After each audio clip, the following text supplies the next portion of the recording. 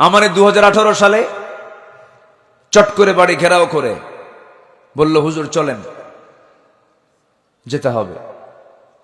ধরে নিয়ে চলে গেল, কোনো কারণ নাই। ঢুকলাম জেলখানায়, কোনো দোষ নাই। ঢুকিয়ে দেখে এক মুরব্বীর বয়স 85 বছর, আমাকে দেখে এক লম্বা সালাম দিল। সালাম দিয়ে বলে, হুজুর আপনি জেলখানায় খুব খুশি হলাম। বললাম, এটা কোনো কথা বললেন চাচা আপনি? আমার জেলখানায় ঢোকার কারণে আপনি খুশি হবেন কেন? কে বাবা, বহু দূর থেকে ওয়াজ শুনি, মোসাফাটাও করতে পারি না। তো এই লোকটা জেলখানায় ঢুকলে এত কাছাকাছি দেখা হবে, কথা হবে, পাশাপাশি শুয়ে থাকা হবে, কত ভালো। এই জন্য খুশি হয়েছি বাবা। সরল মানুষ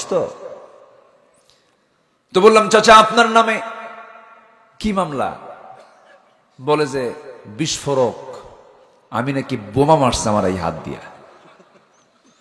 85 বছরের লোকের হাতের কি ফিটনেস আছে? হাত ঠিক থাকে না, কাঁপে। তো বোমা কি কাঁপা হাত দিয়ে মারা যায়? চিন্তা করুন, 30 লক্ষ মামলা আর 90 লক্ষ মানুষের উপরে জুলুম করেছে একটা নির্দিষ্ট শুধু একটা দলের উপরে, আরো তো দল আছে। এগুলো নিশ্চিত জুলুম। আয়নাঘর আমি নিজের চোখে দেখেছি। দুজন ব্যক্তির সঙ্গে সাক্ষাৎকার নিয়েছি, একজন ব্যারিস্টার আর একজন ব্রিগেডিয়ার জেনারেল। দুজনই বললেন, আল্লাহর কসম 8টা বছর আমরা এই আয়না ঘরে ছিলাম, আল্লাহর দেওয়া নিয়ামত সূর্যের চেহারা আমরা দেখতে পাই নাই। কেন? ক্ষমতাকে পাকাপোক্ত করার জন্য, কুক্ষিগত করার জন্য এমন আচরণ কেন? এই আচরণ কি ইমানদারের না ফেরাউনদের? কাদের কাদের কাদের? ফেরাউনদের। ফেরাউন কি করতে জানেন? জীবিত মা, পেটের মধ্যে বাচ্চা আছে, পেট চিরত। চিন্তা করেন, পেট চিরে সন্তান বের করে দেখতো ছেলে না মেয়ে। ছেলে সন্তান হলে পরে জীবন্ত পুঁতে সেখানে শেষ করত। কেন? ক্ষমতা পাকাপোক্ত করার জন্য।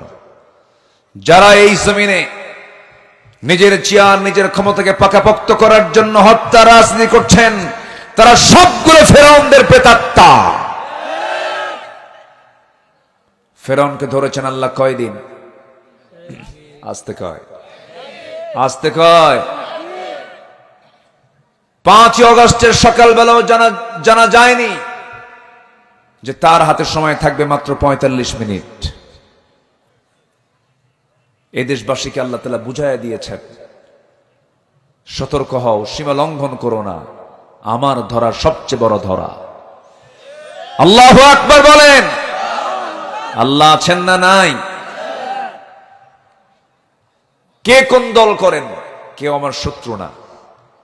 একটু বিবেকের কাছে প্রশ্ন করে বলছি, এই দুনিয়াতে আমরা কার গোলামি করার জন্য আসছি? কার গোলামি করার জন্য আসছি? আল্লাহর গোলামি করার জন্য আসছে। এই কথাটা না ভুললেই আমরা ভালো থাকব। আর যদি আমরা অন্ধ আনুগত্য করি কারো, তাহলে আমরা শেষ হয়ে যাব।